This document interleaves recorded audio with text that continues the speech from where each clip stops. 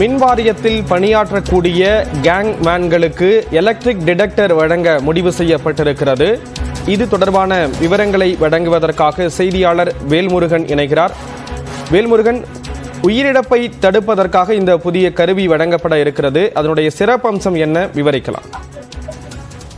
குறிப்பாக மின் வாரியத்தில் பணியாற்றக்கூடிய கேங்மேன்கள் மின் பழுது பார்ப்பதற்கு மின் கம்பங்கள்ல ஏறுவார்கள். அப்படி பல உயிரிழப்புகள் தொடர்ச்சியாக நடைபெற்று வருகிறது. பல மின் அந்த சாதனங்கள் கொடுத்தாலும் கூட இந்த உயிரிழப்புகளை தடுக்க முடியல. எனவே இதன் காரணமாக எலக்ட்ரிக் டிடெக்டர் சொல்லக்கூடிய கேங்மேன்களுக்கு இது பொருத்தினால் அவங்க மேல போகும்போது அந்த ஒயர்ல கரண்ட் இருக்கு அப்படின்னா முன்கூட்டியே அது எச்சரிக்கை கொடுக்கும்.